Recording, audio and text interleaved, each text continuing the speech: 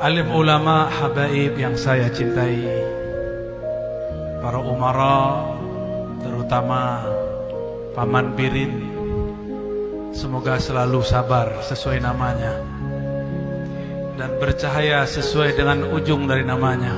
Amin. Tim-timnya, kawan-kawannya, koleganya tetap berdamai dan kompak. Jika umara ulama saling cinta mencintai, doa mendoakan, insya Allah negeri diberkahi. Kenapa ada satu negeri hancur? Karena ulamanya melaknat umaranya menzolimi ulamanya. Maka tidaklah kita rela negeri kita seperti itu. Ada yang beda nggak di kepala saya? Ini baru dapat oleh-oleh. Cincin dikasih yang di samping, yang di atas dikasih saudaranya, saudara riwayat hadis. Jadi saudara dalam musalsal hadis. Beliau dipersaudarakan dengan Tuan Guru Wildan. Jadi saya tadi minta khusus serban, sebagaimana beliau mendapatkan dari gurunya. Gurunya dari gurunya sampai kepada baginda Rasul sallallahu alaihi wasallam. Eman-eman kalau dicopot, besok pagi ganti lagi, insyaallah. Tadi siang di kantor gubernur kita membahas Mi'raj para nabi, bahwa semua nabi di-mi'rajkan oleh Allah, diisra'kan oleh Allah. Namun yang sempurna hanya Nabiuna Muhammad sallallahu alaihi wasallam. Tadi saya sebutkan Nabi Adam. Nabi Adam mi'rajnya ketika sujud. Diusir dari surga, ternyata beliau jadi mi'raj. Nabi Yunus terlempar dalam perut ikan, itulah beliau mi'raj. Dan doanya hampir sama dengan Nabi Adam. Bedanya Nabi Adam memulai dengan Rabbana zalamna, ya Allah kami yang salah.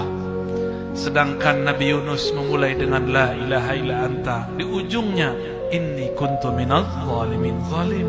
Ya Allah aku yang salah. Maka mi'rajnya seorang mukmin ketika dia merasa dirinya salah di hadapan Allah. Di saat itulah ruhnya diangkat oleh Allah Subhanahu wa ta'ala. Kenapa sholat kita tidak diangkat? Karena kita belum mengaku salah. Maka saya suka gonta-ganti baca iftitah. Ada wajah tuh, ada satu lagi Allahumma ba'id baini. Ya Allah jauhkan antara aku dan dosaku. Dosaku banyak ya Allah. Seperti Engkau menjauhkan antara timur dan barat. Bersihkan aku ya Allah. Itu salah satu yang favorit. Itu bukan urusan Muhammadiyah sama NU, nggak ada urusan. Belum ada NU, belum ada Muhammadiyah, hadis itu sudah ada. Ya. Nabiullah Ibrahim, ini belum kita sebutkan tadi siang. Ini untuk menggenapi malam ini. Nabiullah Ibrahim alaihissalam bergelar Al-Khalil. Beliau dimi'rajkan oleh Allah ketika dilempar masuk api. Api pun menjadi dingin karena Allah berfirman, ya nar kuni bardan wa salaman ala Ibrahim. Itulah sejarah pertama yang tertulis di dalam Al-Quran. Api ditugaskan Allah bukan memanaskan, tapi jadi AC. Ya nar kuni bardan. Barulah saya faham kenapa energi listrik ketika diolah bisa menjadi dingin. Itulah AC. Listrik dari api, tapi dengan izin Allah diilhamkan kepada hamba-hambanya menjadi AC yang sejuk dan dingin. Itulah yang terasa pada Sayyidina Ibrahim. Di saat beliau dilempar, malaikat Jibril temannya datang. Hei Ibrahim, maukah engkau aku bantu? Apa jawaban Nabi Ibrahim? Hasbunallah wa ni'mal. Inilah ruhnya terus naik. Cukuplah Allah penolongku, cukuplah Allah wakilku. Maka kalimah ini lebih dahsyat daripada kalimah Nabi Adam. Datang lagi malaikat angin, datang lagi malaikat hujan, datang malaikat bumi, datang semua malaikat yang ditugaskan Allah untuk berkhidmat kepada nabi-nabinya. Semua ditolak Nabi Ibrahim. Semua malaikat marah, tapi Nabi Ibrahim tidak marah. Wajar kalau para nabi bukan dari kalangan malaikat, tapi dari kalangan manusia. Meskipun tubuh kita terlihat lemah, ternyata ruhani nabi-nabi kita sangat kuat. Bayangkan seandainya malaikat Jibril yang jadi rasul, dibakar balik. Coba-coba bakar saya, dibakar balik. Untung nabi kita bukan malaikat. Susah bangun sedikit, dibakar tuh rumahnya tuh. Jadi ternyata manusia yang kenal Allah lebih sabar daripada malaikat-malaikat muqarrabin. Paham kenapa manusia jadi khalifah di muka bumi? Tapi manusia yang tidak kenal Allah pun lebih hina dari binatang ternak. Nauzubillah min dzalik. Pendek kata, sampailah kepada Mi'raj Nabi Ibrahim. Sekarang pindah ke Nabi Muhammad sallallahu alaihi wasallam. Setiap nabi ada Mi'rajnya. Kepanjangan kalau diceritakan. Nabi Musa pingsan dulu baru Mi'raj. Semuanya Mi'raj dengan ruhnya. Sedangkan Nabiullah Muhammad sallallahu alaihi wasallam Mi'raj bahkan satu helai di rambutnya, di tubuhnya tidak tersisa, dan tidak satu pun yang terbakar. Nabi Yuna Muhammad diizinkan naik ke arasnya, sedangkan malaikat Jibril tidak diizinkan. Jika dia naik, dia hancur. Nabi Yuna Muhammad satu helai rambutnya tidak ada yang terbakar. Malaikat Jibril tidak sanggup. Maka siapakah yang jadi guru? Jibrilkah atau Sayyiduna Nabi sallallahu alaihi wasallam? Maka di akhir zaman ini saya sampaikan, yang jadi guru bukanlah Jibril alaihissalam. Saya ngomong begitu Jibril pasti mengiyakan. Yang jadi guru adalah baginda Nabi Muhammad sallallahu alaihi wasallam. Malaikat itu hanya berkhidmah kepada Rasulullah sallallahu alaihi wasallam. Maka dalam ijazah saya sudah ganti. Bukan dari Nabi, dari Jibril, dari Allah, bukan. Dari Nabi, langsung dari Allah subhanahu wa ta'ala. Itu yang sahih. Bagaimana mungkin seorang Jibril yang gak bisa tembus ke aras menjadi gurunya Nabi Muhammad sallallahu alaihi wasallam? Dia hanya khadamnya Rasulullah sallallahu alaihi wasallam. Dia pasti ridho saya ngomong begini ya. Alhamdulillah. Kalau enggak nanti kita bisa sidang.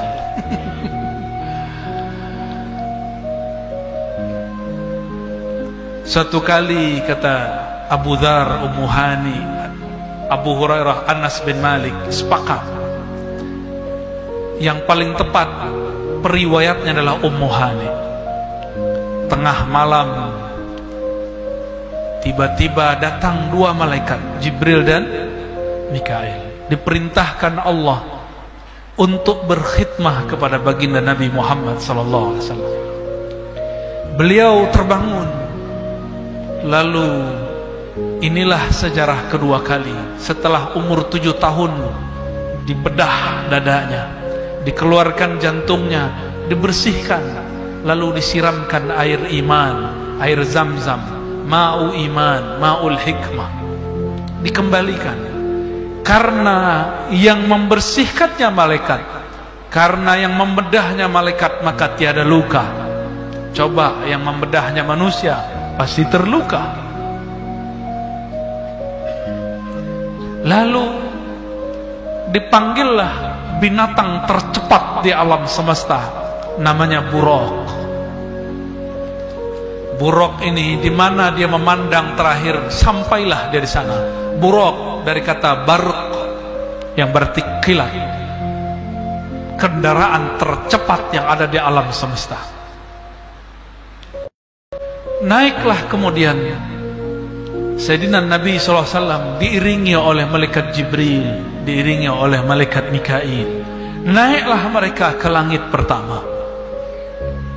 Ternyata di langit pertama ada malaikat penjaga. Disebut pangkatnya Khazinus Sama, penjaga langit. Jadi nggak sembarangan orang ngaku-ngaku saya sering naik ke langit. Siapa kamu? Itu Jibril. Pas naik masih ditanya, man anta? Kamu siapa naik-naik? Padahal malaikat Jibril sudah sering naik turun. Maka saya tidak langsung percaya orang ngomong saya sering ke langit. Saya santri di langit, ya salam. Kalau langitan ada di Tuban, ya. Itu sanad guru-guru kita juga banyak ke sana. Sampai di depan pintu langit, malaikat Khazinus Sama bertanya, "Man anta?" Jibril walaupun pemimpin langit, dia tetap jawab, "Ana Jibril." Tetap dia tawadhu, ditanya dia jawab. Maka nih pejabat-pejabat nih, walaupun ditangkap polisi, ditilang, harus terima aja ya. Walaupun nanti dibebasin. Pas lihat, Pak Mirin.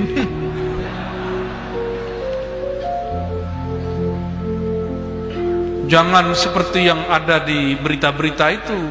Dia bukan siapa-siapa, ngaku anak jenderal, ya salam. Ya. Ternyata jenderal patah sayap, pensiun. Sok-sokan, malah hardik-hardik orang. Itu nggak boleh. Sayyidina Jibril tidak pernah menghardik malaikat yang ada di pintu langit. Tetap mengatakan ana Jibril. Nanya lagi, jadi malaikat itu security langit yang paling saklek.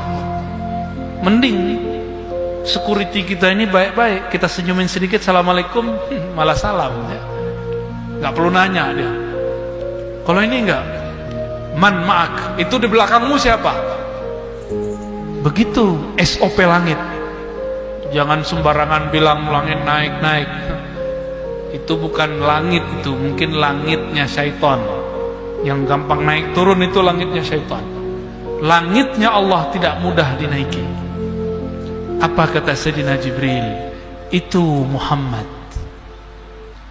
Bertanya lagi, itu Muhammad yang mana? Muhammad yang diutus atau Muhammad Al-Banjari?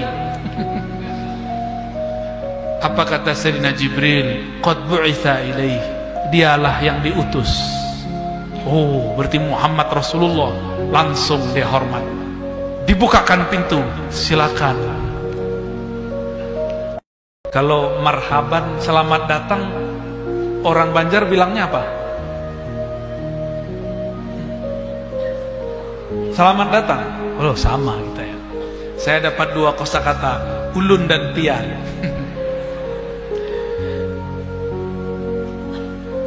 Sampailah di langit pertama.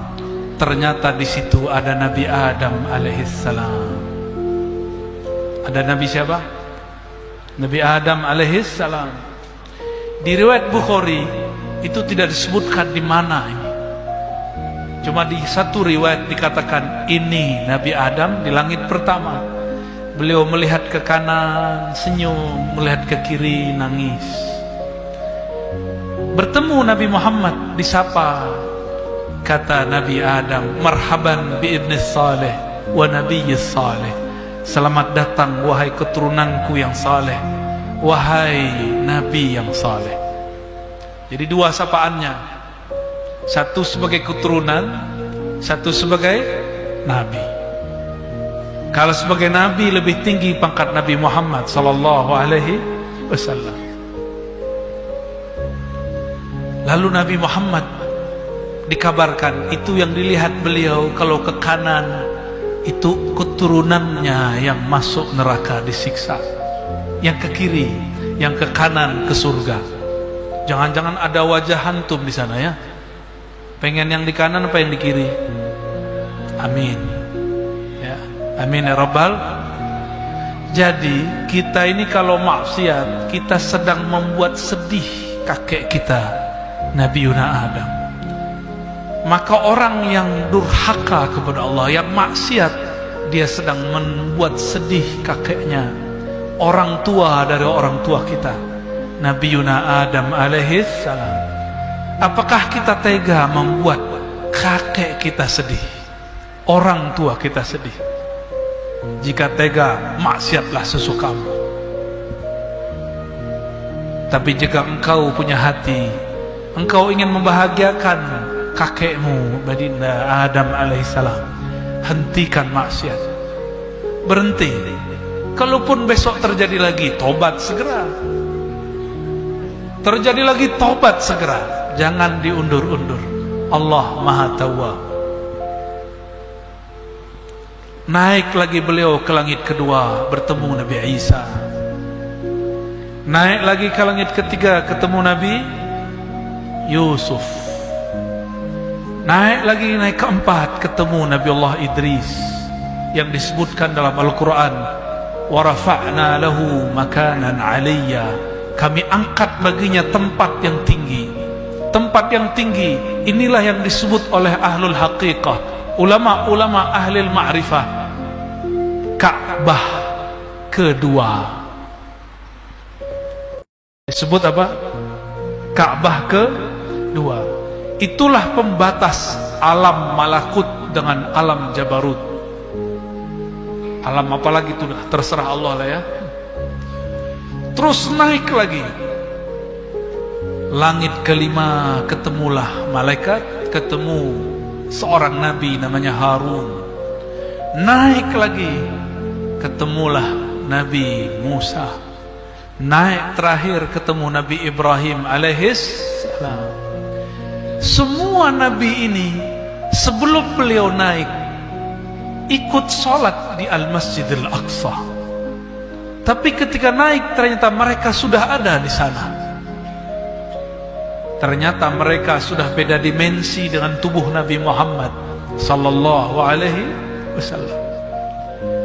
Nabi Muhammad jadi imam, semua nabi 124.000 jadi makmum. Itulah doa setiap nabi di dalam kuburnya, ya Allah jadikan aku umat Muhammad sallallahu alaihi wasallam. Bagaimana caranya? Allah kembalikan ruh mereka, mereka sholat di belakang Rasulullah sallallahu alaihi wasallam. Maka mustajablah doa semua para nabi. Namun karena arwah para nabi tidak ada reinkarnasi, maka Allah buka bab warasatul anbiya, pewaris para nabi. Jumlah nabi tadi ada berapa? 124.000. Maka di akhir zaman ini jumlah wali-wali besar ada 124.000. Yang sudah wafat salah satunya Abah Guru Sekumpul. Itu salah satu wali besar, wali yang mengenal Allah subhanahu wa ta'ala. Sampai di langit ketujuh ketemu Nabi Ibrahim. Nabi Ibrahim sedang bersandar di Ka'bah. Ka'bahnya warnanya putih. Setiap hari di sana ada 70.000 malaikat masuk. Kalau mereka masuk tawaf tidak keluar lagi. Luasnya sangat luas sekali. Pahala mereka tawaf mereka berikan kepada orang yang tawaf di muka bumi. Zikir-zikir mereka hadiahkan untuk orang yang beriman di muka bumi. Makanya nanti orang-orang yang haji, umrah, sholat, zikir itu kaget-kaget waktu masuk ke akhirat. Saya nggak pernah beramal begini kok dapat ini. Itu amalan malaikat yang diberikan kepada kita. Sampailah Nabi Muhammad SAW dinaikkan ke satu pohon yang disebut Sidratul Muntaha, disebut juga Sidratul Muntaha Jin. Sidrah Muntaha artinya pohon penghujung. Tidak ada lagi alam ciptaan di atasnya, sudah habis. Itu pohon punya dedaunan, daunnya seperti belalai, bukan belalai, apa telinganya? Alfil. Apa arti alfil? Elephant. Gajah. Di lembaran di situ tertulislah nama Paman Birin Syah Birin Nur, jadi gubernur tahun sekian sampai tahun sekian, lahir tahun sekian, wafat tahun sekian, ketemu Ar-Razi tahun sekian, duduk di majelis jam sekian, semua sudah disebutkan. Ini disebut takdir Lauh Mahfuz. Takdirnya dimulai dengan kata kun. Kunnya Allah dimulai dengan kudrat iradat. Tapi kalau pakai kudrat iradat, kita ini banyak yang tidak selamat. Mungkin kemarin ketika virus Delta sudah banyak yang mati, Allah geser sedikit itu. Dengan apa digeser? La yughayyirul qada illa du'a. Ketentuan Allah hanya dapat digeser dengan doa. Doa siapa? Nabi sudah wafat, tentulah pewaris para nabi. Tapi mereka berdoa bukan mengatur Allah. Mereka hanya berdoa, ya Allah, jika Engkau menetapkan virus ada di alam semesta, kami tidak menolak. Kami tidak minta virus diangkat. Gak ada wali, mohon maaf, tidak ada wali minta virus diangkat. Untuk masa ini tidak ada wali minta virus diangkat, itu gak sopan. Allah maunya ada virus, jangan minta diangkat. Terus gimana? Minta saja selamat, ya, minta saja. Seandainya pun kena, tidak bisa sehat, semoga syahid, ya. Karena ini sudah takdir dari Allah. Tiada negara kecuali corona masuk, benar. Tapi alhamdulillah Allah izinkan kita. Orang Indonesia ini rata-rata muslim. Orang Islam energi imunitasnya kalau bermajelis. Kalau kita ini selalu social distancing, kapan kita bermajelis? Akan tambah banyak orang sakit imunnya karena imannya rusak. Maka kita bersyukur kepada Allah, kita diciptakan Allah, dilahirkan Allah di negeri ini. Alhamdulillah. Bapak tanya ke semua orang yang tinggal di Mekah, tinggal di Madinah, tinggal di negara-negara Islam di luar Indonesia, tidak ada yang semeriah negeri ini untuk kajian di masa pandemi. Ya, kita berterima kasih kepada Allah SWT. Semoga Allah menjaga negeri ini, umaranya, ulamanya. Amin ya rabbal alamin. Jadi jangan tengkar-tengkar mulu, ya, tengkarnya nanti aja pas kampanye, ya.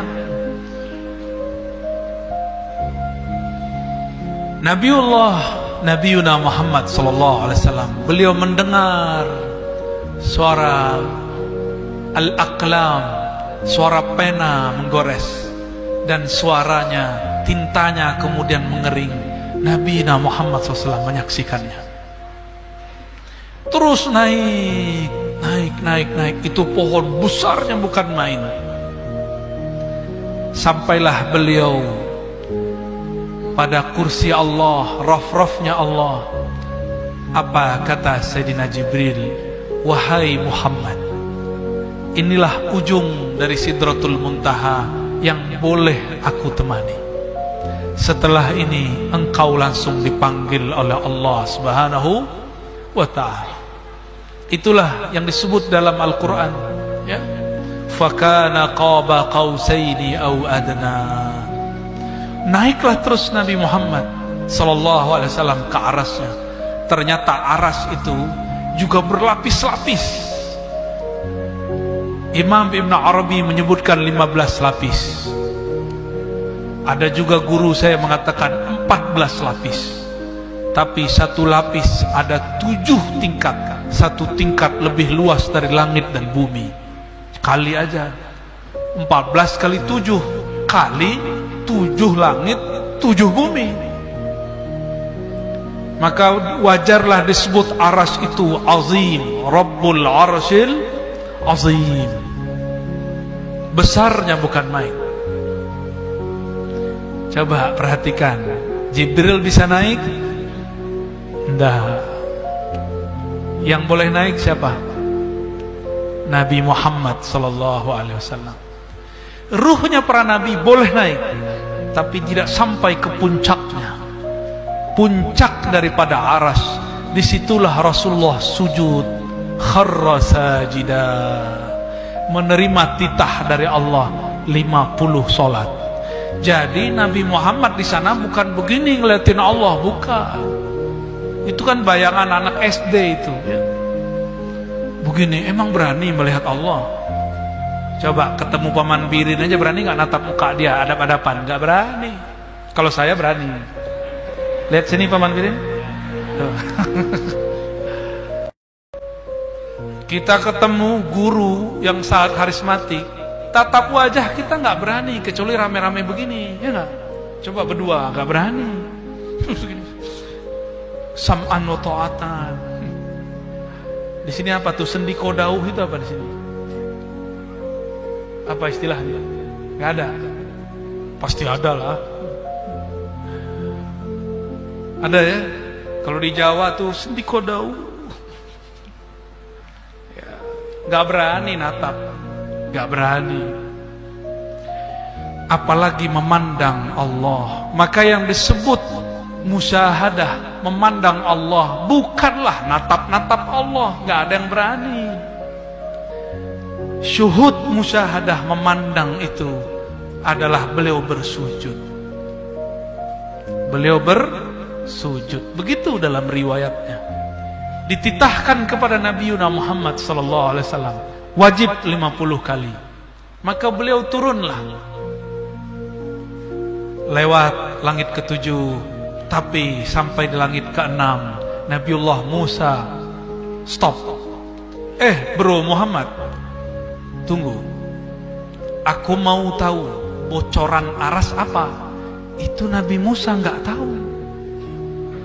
Jadi Nabi itu nggak mengerti tingkatan Nabi di atasnya. Sampai begitu Nabi Musa pun tidak tahu yang terjadi pada Nabi Muhammad sallallahu alaihi wasallam. Begitu tingginya makom Nabi kita. Nabi Muhammad pura-pura polos itu ya. Nabi Muhammad kan biasa, beliau ini pintar memerankan sesuatu. Sampai di langit ke-6 ditanya oleh Nabi Musa, "Hei bro Muhammad, ada pesan apa dari aras?" Kata Nabi Muhammad sallallahu alaihi wasallam, 50 sholat. Kaget dia. 50? Cius. Masa? Nabi Muhammad ini pemalu. Beliau ini asyaddu hayaan, sangat pemalu. Dikasih 50 beliau turun. Nabi Musa kan kalam Allah SWT ada pada dirinya, maka disebut kalimullah. Maka agak berani dikit ngomong. Maka saat Nabi Musa berbicara, itu bukanlah Nabi Musa yang berbicara, tapi Allah lagi sedang berbicara melaluinya. Hei Muhammad, umatku Bani Israel. Allah akan ngomong, hamba-hambaku Bani Israel. Itu tuh nabinya Musa tidak sanggup, padahal mereka lebih kuat daripada umatmu. Benar ya? Lebih kuat dari kita? Generasi micin, generasi smartphone, generasi rebahan ya. Tapi ada kekuatan yang gak dipunyai Bani Israel. Kekuatan ngaji lama-lama. Itu hanya ada di umat Nabi Muhammad SAW. Kalau umat terdahulu, Nabi Musa ngaji dikit, udah, kita udah paham. Nabi Nuh punya umat, beliau ngomong, apa kata mereka? Nuh, udah, tutup. Bahkan buang muka, bahkan kabur. Nabi Nuh datang, mereka kabur. Nuh datang, kabur. Kurang ajar kan umat Nabi Nuh? Gimana nggak stres jadi nabi di masa itu? Kebayang nih Pak Kiai, para tuan guru, kita datang jamaah bubar, tersinggung nggak? Ini kan ustad-ustad ini orang-orang tersinggungan ini ya. Masa saya datang dia keluar? Ente siapa? Emang wali? Itu Nabi Nuh aja tahan banting, biasa aja, biasa aja. Ini kekuatan umat Nabi Muhammad sallallahu alaihi wasallam. Antum cari ke umat sebelumnya, tidak ada yang sanggup duduk lama seperti yang hadir malam ini. Alhamdulillahirabbil. Kita cuma ini modal kita, ngaji. Gak ada lagi, mau modal apa lagi?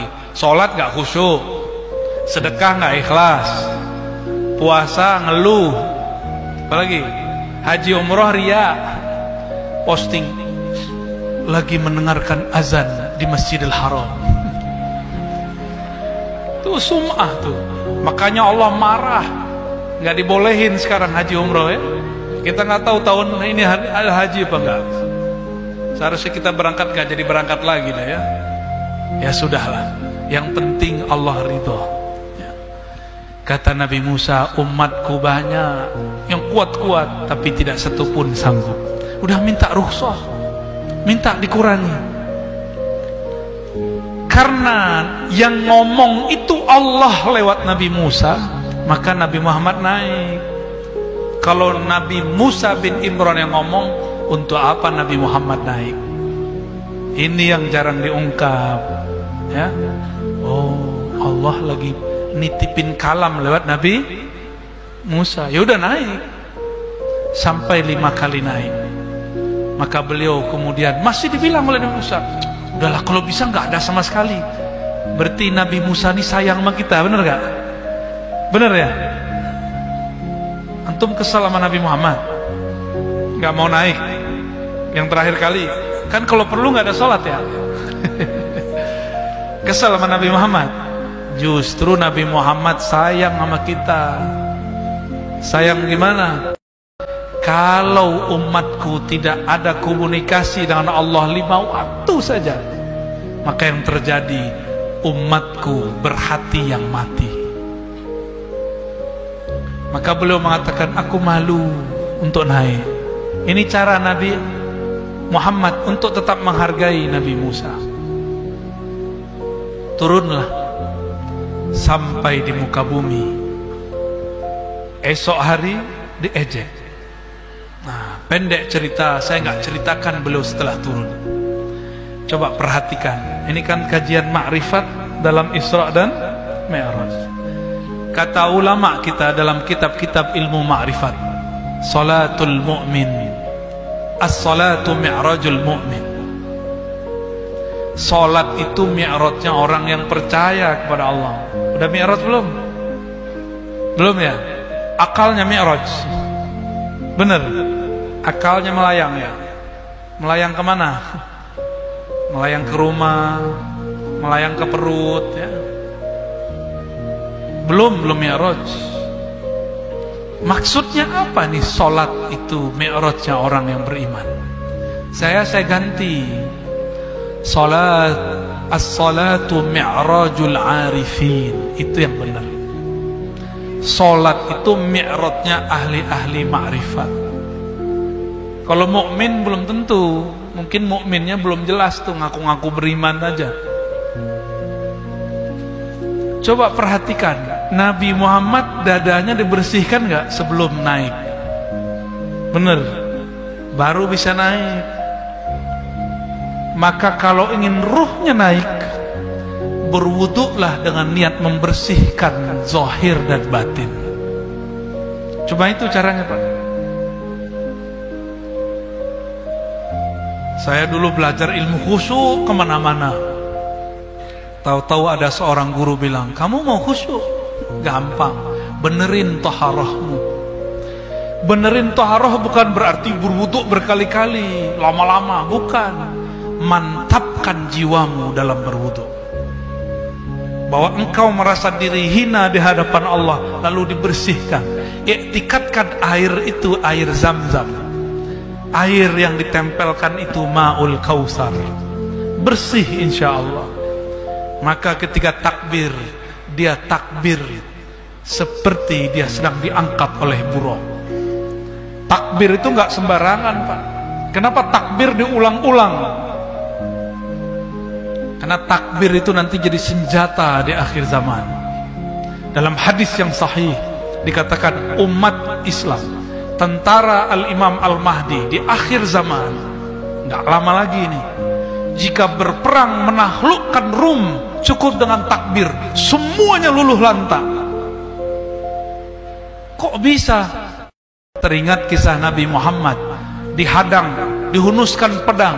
Beliau cuma baca Allah 3 kali, itu yang pegang pedang jatuh. Tapi Allahu Akbar kita sudah banyak yang sia-sia, karena kita Allahu Akbar dengan nafsu, Allahu Akbar dengan akal, bukan Allahu Akbar dengan kolbu dan ruh. Jika Allahu Akbarnya dengan kolbu, meledak itu, dapat menggetarkan kolbu. Jika dengan ruh, maka akan menyampaikan kehadirat Allah Subhanahu wa ta'ala. Itulah yang dikatakan oleh salah satu guru saya, takbir diangkat, solat sempurna. Apa maksudnya? Takbir Allahu Akbar, Allah Maha Besar. Bukanlah Allah besar karena kita yang membesarkan, tapi itu pengakuan, ya Allah, Engkau benar-benar besar, kami tiadalah ada. Takbir naik, solat sempurna. Tapi siapa yang begitu? Kan gak ada. Karena tidak ada yang begitu, maka di akhir solat wajib bersolawat. Kita sampaikan Allahumma salli ala Sayyidina Muhammad. Harapannya solat yang dibawa oleh baginda Nabi Muhammad itu disyafaati, supaya dianggap sempurna di sisi Allah Subhanahu wa ta'ala. Inilah yang saya jelaskan di banyak tempat. Lebih wajib solawat atau solat? Tanpa solawat, solat gak diangkat. Mana yang lebih wajib? Bukan berarti gak usah solat, itu salah paham ente, ya, enak aja. Sebelum ada solat, Allah sudah solawat, benar gak? Innallaha malaikatahu yusholluna 'alan nabi. Sebelum ada haji umrah, sebelum ada zakat, sebelum ada baca Quran, Allah sudah salawat. Berarti lebih wajib mana? Lebih wajib salawat. Maka lafaz salat dan salawat itu hampir sama. 5 salawat, 5 salawat, sama. Baru ngeh ya. Kita menyebutkan sallu ala nabi, sama, sallu kama ra'aitumuni usolli. Sallulah, solatlah engkau. Dalam bahasa Arab sama, solat itu artinya solawat. Artinya juga aja solawat. Oh, ternyata itulah yang disebut solat. Sallu kama ra'aitumuni usolli. Kalau engkau solat, maka solatlah seperti memandang aku yang sudah naik ke arsy Allah. Jadi kalau mau solat, hubungkan hati dengan kolbu Rasulullah SAW. Iktikadkan ada Nabi di hadapan, baru takbir. Ya, itu ma'rifat sholat.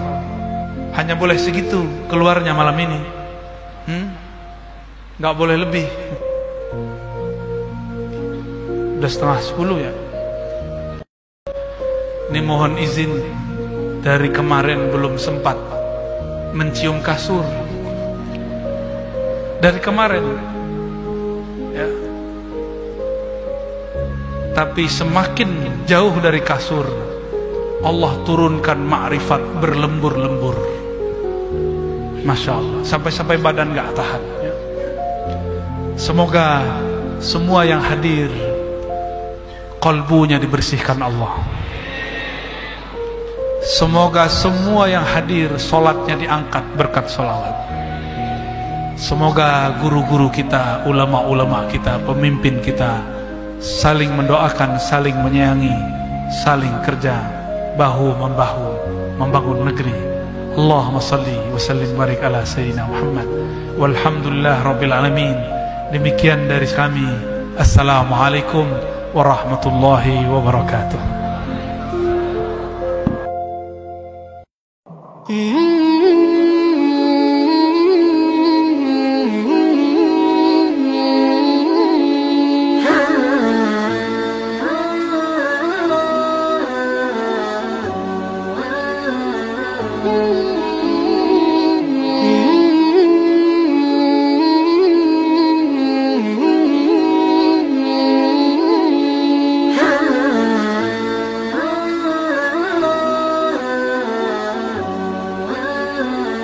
Hmm.